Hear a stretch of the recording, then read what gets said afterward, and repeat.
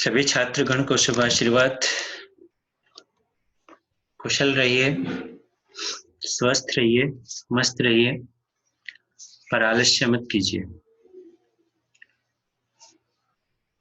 मजबूरी बस जैसी परिस्थितियां हैं हम सब समझ रहे हैं, तो आप पढ़िए, आलस्य को त्यागिए, क्योंकि एक संस्कृत में कहा भी गया है, आलस्यस्य कुतो विद्या अविद्यस्य कुतो धनम अधनस्य कुतो मित्रम अमित्रस्य कुतो सुखम। आलसी को विद्या कहाँ, विद्या के बिना धन कहाँ, धन के बिना मित्र कहाँ, और मित्र नहीं तो सुख कहाँ। तो आलस्य को त्यागिए और ध्यान पूर्वक समझते रहिए, पढ़ते रहिए। हम अपने विषय पर आते हैं। आज हमारे पास है तत्पुरुष का द्वितीय उपभेद द्विगु समास। प्रथम उपभेद है कर्मधारय समास, जो हमने पढ़ा था पिछली कक्षा में। कर्मधारय में हमें जाना था कि एक विशेषण विशेष्य था और दूसरा उपमान उपमेय था, यानी विशेषता बताने वाले शब्द किसी विशेष्य की। तो जैसे हमने पढ़ा था, नील गाय, नीली है जो गाय, है जो का प्रयोग होता है विग्रह करते समय। हमने जो है पढ़ा था लाल मणि, लाल है जो मणि, नीलमणि, महान है जो देव, महादेव। ये सब शब्द जो है विशेषण विशेष्य में हमने विग्रह करके देखे थे। दूसरा हमने भेद कर्मधारय का पढ़ा था उपमान उपमेय, अर्थात तुलना करना, समानता दर्शाना।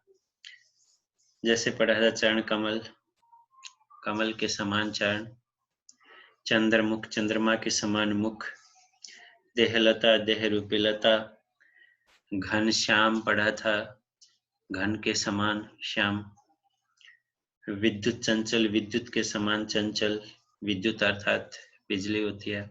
तो हमने ये पढ़ा था के समान था और है जो था, ये दो बातें थी। हमने समास पढ़ा, समास के मुख्य रूप से 4 भेद पढ़े, जिसमें अविभाव समास, तत्पुरुष समास, द्वंद्व समास, बहुव्रीहि समास। तत्पुरुष के 2 उपभेद हैं, कर्मधारय और द्विगु समास। तत्पुरुष के 6 भेद पढ़े थे, कर्म, कर्ण, संप्रदान, अपादान, संबंध, अधिकरण। ये सब तत्पुरुष के भेद थे। तो हमने पढ़ा था कि कारक का, के, की और इस प्रकार के जो कारक चिन्ह थे, कर्म को कर्ण से द्वारा, संप्रदान के लिए अपादान से अलग, संबंध का, के, की, अधिकरण में पर आदि पहचान से हमने उनके विग्रह को जाना था कि किस प्रकार तत्पुरुष समास के भेद जो है होते हैं। द्विगु समास पर आ जाते हैं।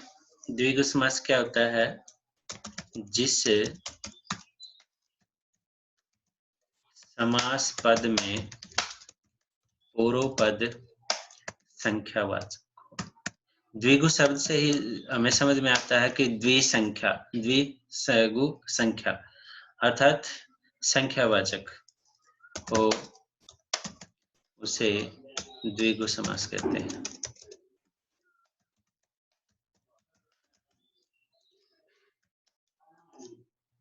पूर्व पद उत्तर पद की संख्या बताता है।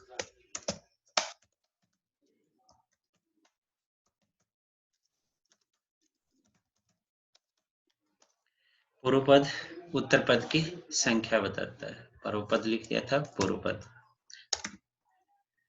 वो होता है द्विगु समास, यानी पहला पद जो है वो दूसरे पद की संख्या बताता है कि वो कितने संख्या में है।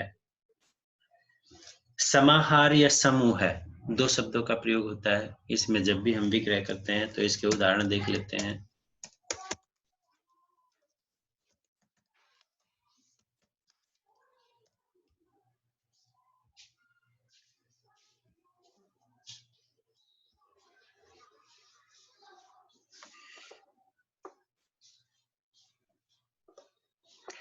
समास पद या समस्त पद,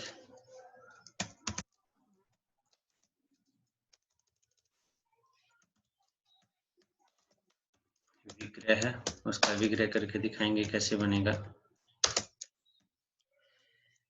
जैसे नवग्रह से शुरू करते हैं। नवग्रह, नव मीन्स 9, तो इसमें क्या है 9 ग्रहों का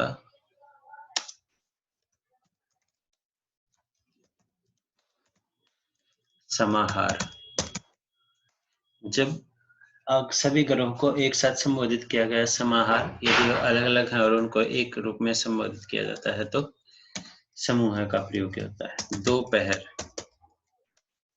दोपहर दो संख्या है तो दो पहरों का पहर होते हैं एक भाग, क्योंकि दिन और रात में जो है 8 पहर होते हैं।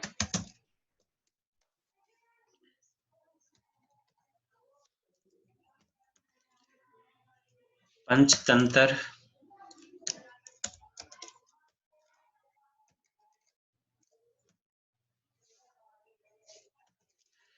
पांच तंत्रों का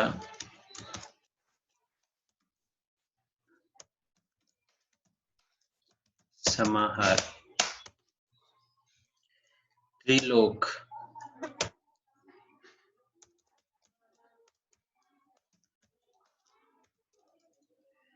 तीन लोकों का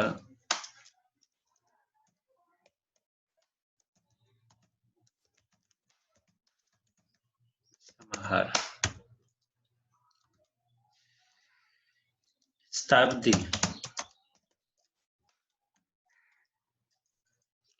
शत आब्दों का, शत अर्थात 100, आब्द वर्ष, आब्दों का समाहार।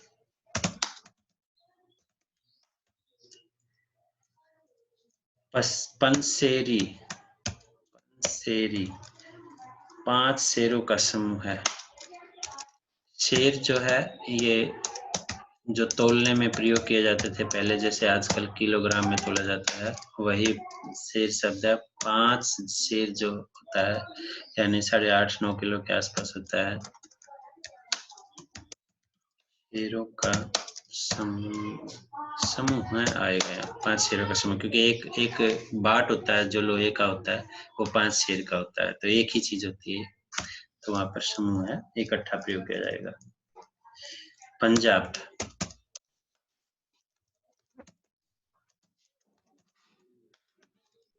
हमें पता है, तो 5 आबों का समाहार, जहाँ आबों का अर्थ नदियां,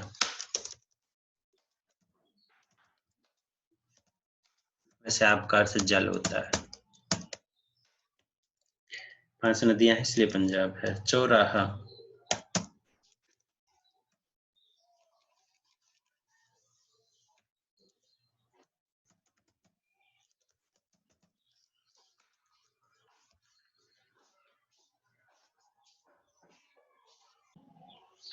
तो चलो मैंने इनको एक साथ टाइप कर दिया, क्योंकि दिक्कत आती है कई बार, वर्ण बदलते रहते हैं जैसे भी हम शिफ्ट दबाते हैं या स्पेस देते हैं। तो हमने पंजाब को पढ़ा था 5 आबों का समाहार यानी 5 नदियों का। चौराहा क्या होता है? 4 राहें होती हैं, तो 4 राहों का समाहार होता है, 4 राहें एक साथ आकर मिलती हैं। त्रिभुज, 3 भुजाओं का समाहार, जो 3 भुजाएं होती हैं, ट्रायंगल होता है तो उसको त्रिभुज बोलते हैं, तो 3 भुजाओं का समाहार। चतुर्भुज, 4 भुजाओं का समाहार। दो राहा, 2 राहों यानी 2 रास्तों का समाहार, 2 रास्ते एक जगह आकर मिलते हैं तो दो राह बोला जाता है। पक्ष द्वय, 2 पक्षों का समूह है। पक्ष मीन्स जैसे शुक्ल पक्ष और कृष्ण पक्ष होते हैं, महीने में 2 पक्ष होते हैं, तो 2 पक्षों के समूह को पक्ष द्वय बोलते हैं। त्रिरत्न, पता लग रहा है, त्रिरत्न, रत्नों की संख्या क्या है? 3, तो 3 रत्नों का समाहार। भुवन त्रय, त्रय मीन्स 3 भुवन, भवन 3 भवनों का समाहार। पंचवटी, वट का अर्थ होता है बरगद का पेड़ या 5 प्रकार के पेड़ एक जगह लगाए जाते हैं तो उसको पंचवटी बोलते हैं। वैसे रामायण आदि में पंचवटी शब्द सुग्रीव का शासन में पड़ती थी पंचवटी, जहाँ सीता के रावण सीता को उठा कर ले गया था, तो राम पंचवटी में ठहरे थे सुग्रीव के वहां 4 महीने तक चौमासे में। तो पंचवटी का अर्थ होता है 5 वटों का समाहार। वट वृक्षों से संबंधित है, वैसे बरगद होता है वट का अर्थ।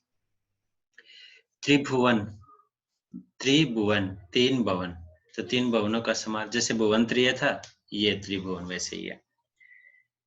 वैसे त्रिभुवन 3 लोकों के लिए भी बोला जाता है और भुवनों के लिए भी बोला जाता है। तो यहाँ पर हम जो है 3 लोकों का समाहार बना देते हैं। यहाँ पर उसमें अंतर हो जाएगा दोनों में। 3 लोकों का समाहार। त्रिवेणी 3 वेणियां यानी चोटी जो होती हैं, पर्वत चोटियां, या फिर 3 प्रकार के पेड़ एक साथ, आम का, नीम का और पीपल का पेड़ एक साथ लगा दिया जाता है तो उसको बरगद, नीम और पीपल का, सॉरी, तो उसको त्रिवेणी बोलते हैं। दो सूती, 2 सूतों का मेल, 2 सूत होते हैं धागे, दो सूती बोला जाता है। पंच प्रमाण 5 प्रमाण जहां दिए जाते हैं, 5 प्रमाणों का समाहार होता है। चौमासा 4 मासों का समाहार, जो जिसको हम चमासा शब्द बोलते हैं, तो 4 महीने होते हैं बारिश के, उसको चौमासा बोलते हैं, तो 4 मासों का समाहार होता है। चतुर्भुज 4 भुजाओं का समाहार होता है। चतुर्वर्ण 4 वर्णों का समाहार, वर्ण रंग भी होते हैं, वर्ण जातियां भी होती हैं। पंचामृत 5 अमृतों का समाहार, 5 प्रकार के दूध, दही, शहद, इस प्रकार के 5 प्रकार के अमृत होते हैं जो एक साथ मिला दिए जाते हैं तो उसको 5 अमृतों का समाहार बोला जाता है। पंचपात्र 5 पात्रों का समाहार, 5 पात्र होते हैं, जैसे हमारे हिंदू धर्म में संध्या आदि करते हैं तो आचमनी, एक लोटा होता था, एक पात्री होती थी, एक प्लेट सी होती थी, तो इस प्रकार के 5 पात्र होते हैं तांबे के बने हुए, तो उनको पंचपात्र बोला जाता है। षडभुज, षड का अर्थ 6 भुजाओं, यानी 6 भुजाओं का समाहार क्या होता है, षडभुज होता है। सप्ताह, सप्त आह, आह का अर्थ होता है दिन, तो 7 दिनों का समाहार। सतसई, सत यहाँ पर 7 सही 100 के लिए प्रयोग किया जाता है, तो 700 सही यानी चौपाइयों का समाहार वो सतसई होता है। सतसई वैसे ग्रंथ है। सप्तशती 7 शतकों का समाहार, यानी 700 श्लोकों का समाहार होता है। ये हमारी दुर्गा सप्तशती जो है सप्तशती शब्द से ही बनी है। सप्त ऋषि 7 ऋषि, तो 7 ऋषियों का समूह है। एक क्योंकि ऋषि अलग अलग होते हैं, एक साथ इकट्ठे होते हैं तो फिर भी अलग अलग रहते हैं, इसलिए समूह में प्रयोग किया जाता है। अष्ट सिद्धि 8 सिद्धियां होती हैं, तो अणिमना महिमा इस प्रकार की, तो 8 सिद्धियों का समाहार। नवरत्न 9 रत्नों का समाहार। नवरात्र 9 रात्रियों का समाहार। दशक 10 का समाहार, यानी 10 वर्ष भी हो सकते हैं, 10 की संख्या भी हो सकती है, 10 कोई वस्तुएं भी हो सकती हैं, तो 10 का जो योग है वो क्या है, दशक होता है। शतक 100 का समाहार, आपने सुना ही है क्रिकेट आदि में शतक शब्द। तो हमने ये पढ़ा था द्विगु समास, जिसमें पहला पद जो है पूर्व पद क्या है, संख्यावाचक है, और समाहार या समूह का भी प्रयोग जो है विग्रह करते वक्त होता है, तो वही हमने शब्दों को ध्यान देना था। अब हम आ जाते हैं द्विगु समास के बाद, यानी हमने तत्पुरुष समास के दोनों भेद पढ़ लिए हैं, द्वंद्व समास पर आ जाते हैं।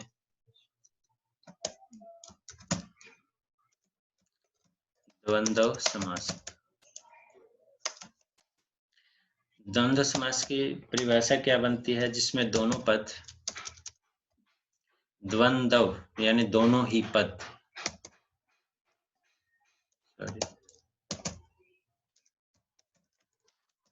दोनों पद प्रधान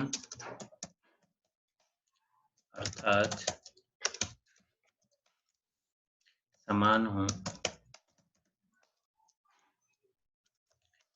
वहां द्वंद्व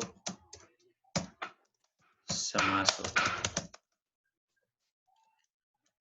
जहां दोनों ही पद बराबर होते हैं, प्रधान होते हैं, वहां पर द्वंद्व समास होता है। उदाहरण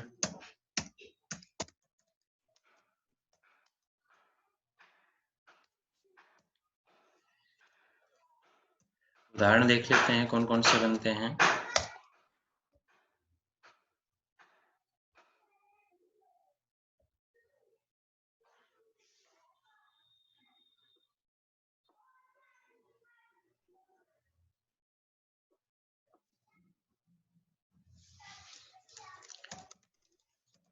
समस्त पद और विग्रह, समास पद भी लिख सकते हैं यहाँ पर, क्योंकि समस्त पद का अर्थ ही समास होता है।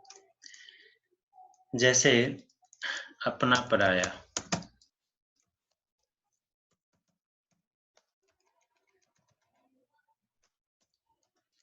अपना और शब्द इसमें लगता है जब भी हम विग्रह करते हैं, पराया।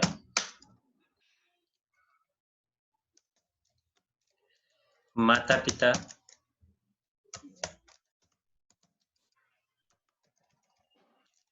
माता और पिता।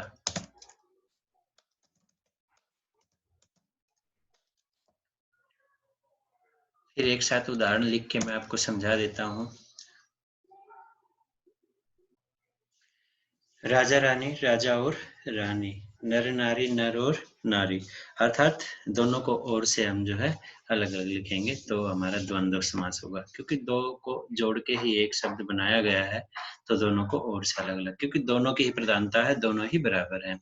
अन्न जल, अन्न और जल, राधा कृष्ण, राधा और कृष्ण, सीताराम, सीता और राम, देश विदेश, देश और विदेश, अमीर गरीब, अमीर और गरीब, राजा रंक, राजा और रंक, दाल रोटी, दाल और रोटी, हाथ पांव, हाथ और पांव, आहार निद्रा, आहार और निद्रा, आहार भोजन होता है, निद्रा नींद होती है।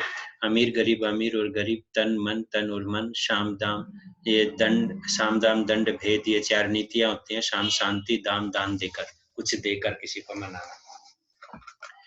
धन दौलत, धन और दौलत, भाई बहन, भाई और बहन, माता पिता, माता और पिता, राम कृष्ण, राम और कृष्ण, बेटा बेटी, बेटी बेटे, बेटा और बेटी, ऋषि मुनि, ऋषि और मुनि, गाय बैल, गाय और बैल, भला बुरा, भला और बुरा, थोड़ा बहुत, थोड़ा और बहुत, फल फूल, फल और फूल, रुपया पैसा, रुपया और पैसा, धर्म, धर्माधर्म यानी धर्म अधर्म, धर्म और अधर्म, सुरासुर, सुर और असुर, ये सब बिल्कुल मिले हुए हैं तो इनमें से असुर शब्द जो है वो निकल जाएगा।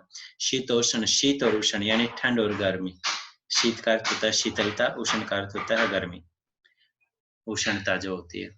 ये यशापयस यानी यश और अपयस, शस्त्रास्त्र, शस्त्र और अस्त्र, कृष्ण अर्जुन, कृष्ण और अर्जुन, कृष्ण बलराम, कृष्ण और बलराम, तो कृष्णा राम, राम कृष्ण, राम और कृष्ण, तो इस प्रकार के जो है और लग के इनका विग्रह जो है बनता है। तो यही हमारा द्वंद्व समास होता है। बड़ा आसान होता है क्योंकि दो शब्द जो है बराबर होते हैं, दोनों पद और समान होते हैं, दोनों ही प्रधान होते हैं और लग के इनका विग्रह, आसान से विग्रह जो है वो बन जाता है, कोई मुश्किल नहीं है। अब हम जाते हैं हमारे समास के अंतिम भेद बहुव्रीहि समास पर। बहुव्रीहि समास,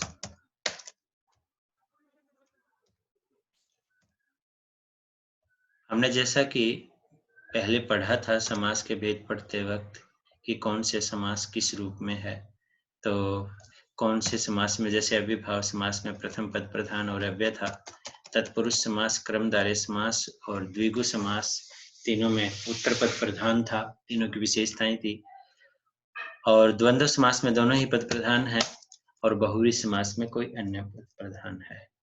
जिस समास पद में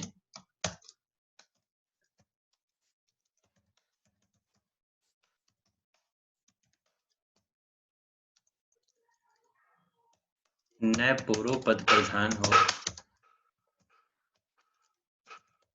और न ही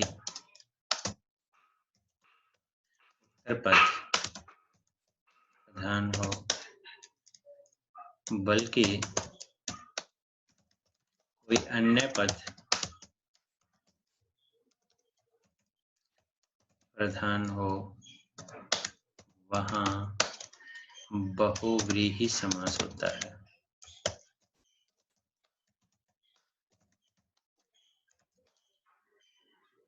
जहां पर दोनों ही पदों में से प्रधान नहीं होता है और दोनों ही पद किसी अन्य के बारे में बता रहे होते हैं तो वहां पर बहुव्रीहि समास होता है। उदाहरण देख लेते हैं इसके।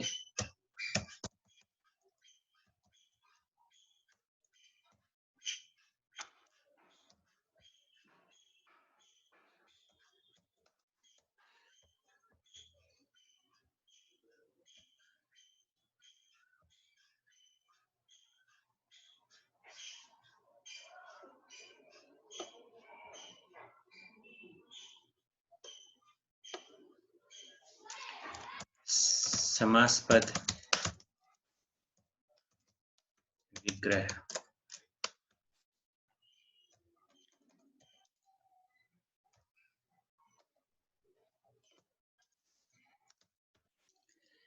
जैसे गजानन भगवान गणेश का नाम है, वहीं से शुरू कर लेते हैं।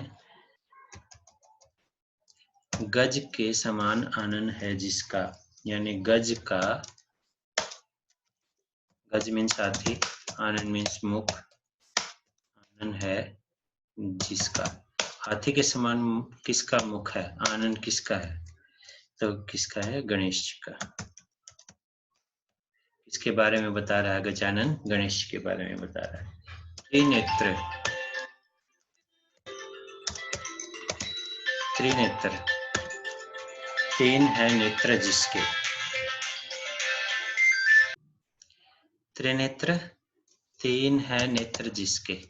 तीन नेत्र किसके हैं, हमें पता है ना, भगवान शिव के। अच्छा, इसमें एक ध्यान रखना है, विग्रह करते वक्त जिसका या जिसके का प्रयोग हो रहा है, तो इससे है जिसका यानी किसी अन्य का, तो इससे ही पता लग रहा है कि ये अन्य पुरुष में जाता है, यानी अन्य पुरुष प्रधान होता है, तो इसलिए बहुब्रीहि समास होता है। तो शिव।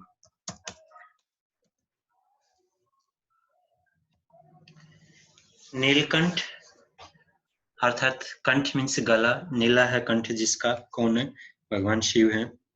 लंबोदर, लंबा है उदर अर्थात पेट जिसका, कौन है, गणेश जी हैं। दशानन, दस है आनंद जिसके, रावण के हैं 10 मुख, आनंद का अर्थ मुख होता है। चतुर्भुज, चार हैं भुजाएं जिसके, यानी भगवान विष्णु के लिए प्रयोग किया गया है। पीताम्बर, पीत यानी पीले, अंबर हैं जिसके, यानी वस्त्र हैं जिसके, विष्णु भगवान पीले वस्त्र पहनते हैं। चक्रधर, चक्र को धारण करने वाला कौन है, भगवान विष्णु ही है, यानी अर्थात श्री कृष्ण भी कह सकते हैं। वीणा पाणी, वीणा का अर्थ होता है जो वीणा जो बजाने वाली होती है, पाणी का अर्थ हाथ, यानी वीणा है जिसके हाथों में, किसके हाथों में वीणा है, यदि देवताओं में लगाएं तो माता सरस्वती के हाथों में वीणा है, तो वीणा पाणी हो गया। श्वेतांबरी, श्वेत है अंबर यानी वस्त्र जिसके, श्वेत का अर्थ सफेद होता है, तो माता सरस्वती के ही है। जितेंद्रिय, जीत लिया है इंद्रिय, इंद्रियों को जिसने, यानी जिसने अपनी इंद्रियों को जीत लिया है, वो कोई व्यक्ति विशेष भी हो सकता है, ऋषि साधु कोई भी हो सकता है। निर्धन यानी धन नहीं है जिसके पास, गरीब आदि व्यक्ति होते हैं। नेक काम, नेक है काम जिसका, यानी ईमानदारी का काम है जिसका, उसको व्यक्ति विशेष के लिए प्रयोग किया गया है। षडानन, षड है आनंद जिसके, आनंद का मतलब मुख, 6 मुख किसके होते हैं, कार्तिकेय के होते हैं। 3 मुख आगे होते हैं, 3 पीछे होते हैं।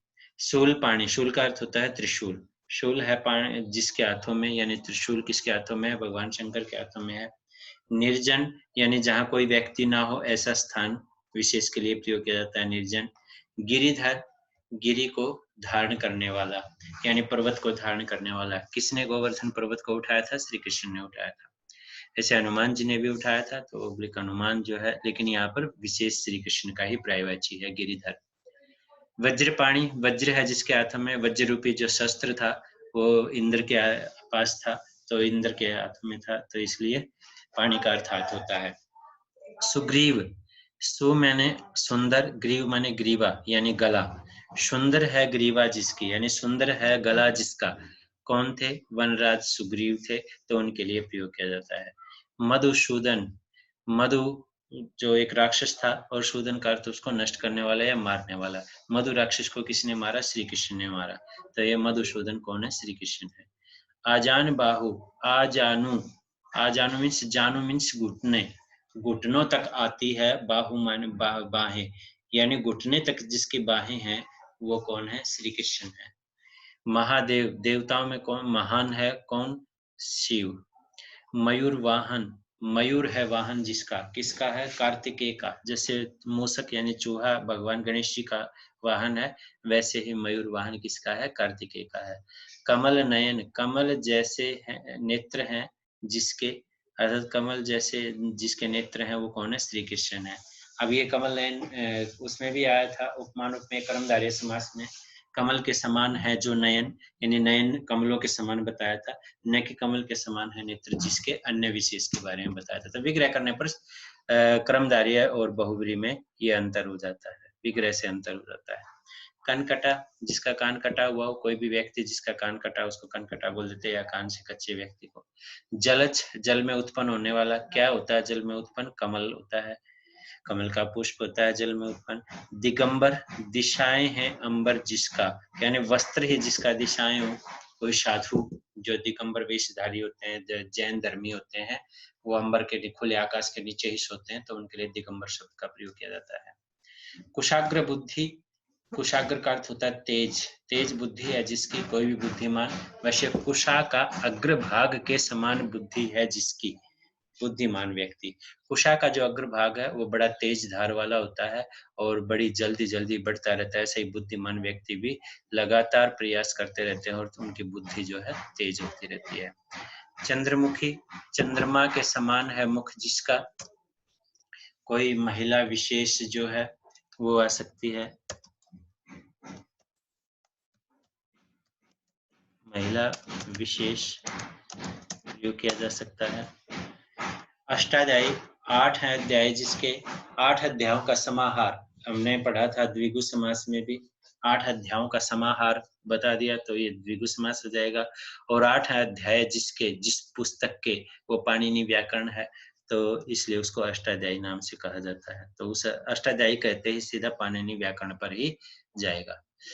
पंचानन, पंच आनंद जिसके, यानी 5 मुख हैं जिसके, हनुमान जी के भी हैं और भगवान शिव के भी हैं, तो दोनों ही यहाँ पर अर्थ निकलते हैं।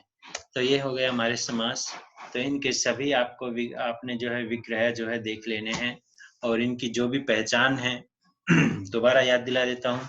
अविभाव समास में पहला पद जो है अव्यय होगा, यथा, तथा, अनु आदि जो है प्रति, इस प्रकार के अव्यय होते हैं जिनको हम उपसर्ग भी बोल सकते हैं।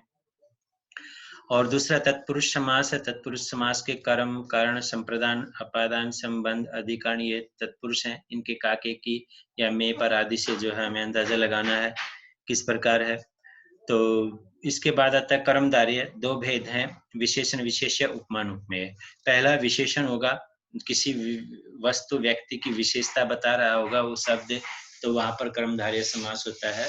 जैसे नील वर्ण, नीला है जिसका, जो वर्ण, जिसका वर्ण कह दिया तो कोई आ जाएगा, देवता विशेष आ जाएगा, तो वो बहुब्रीहि समास में चला जाएगा। है जो विशेषण में है जो का पहचान है, उसमें है जो की प्रयोग होता है। उपमान उपमेय में के समान प्रयोग होता है, के समान, इसके समान, यानी जैसे मृग नयन, मृग के समान नयन, तो मृग के समान नयन है जिसके कह दिया तो वो बहुब्रीहि समास में चला जाएगा।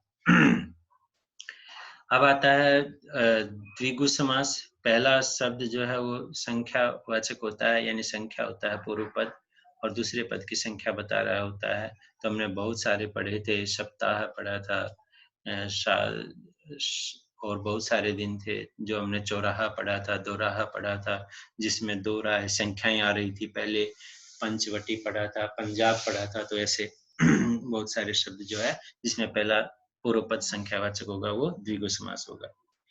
लेकिन कई बार नदी की संख्या बता दी जाए तो फिर अव्यभाव समास हो जाएगा, ये ध्यान रखना। ये बड़ी गुड रहस्य है, ज्यादा ऊंची लेवल की परीक्षाओं में पूछ लिया जाता है। पंच नदी हो सकता है, पंच गंगा हो सकता है, द्वियमुना हो सकता है। यदि नदी की संख्या यदि बता दी जाएगी तो वहां पर जो है एक ही नदी की संख्याएं ज्यादा बता दी, जैसे गंगा होती है एक है लेकिन पंचगंगा, 5 गंगाएं बता दी, तो वहां पर जो है द्विगु समास नहीं होगा, वहां पर अव्यभाव समास होगा।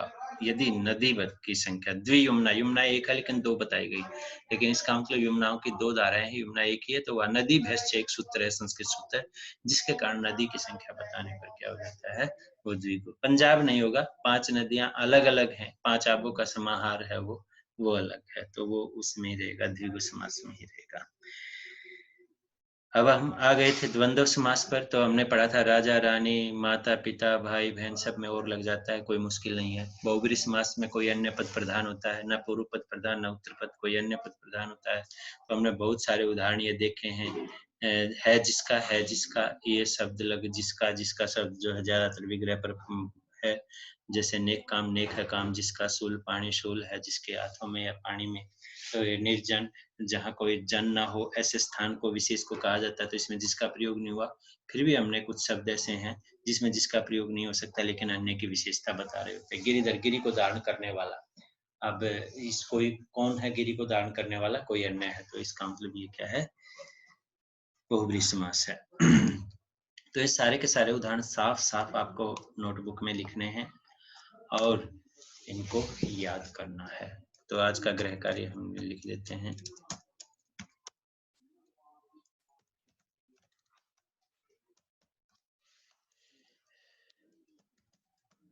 समास के समस्त भेद लिखें व याद करें। ओके, इस काम को अच्छी तरह करिए और फिर देखते हैं नेक्स्ट चैप्टर में हम पहुंचते हैं।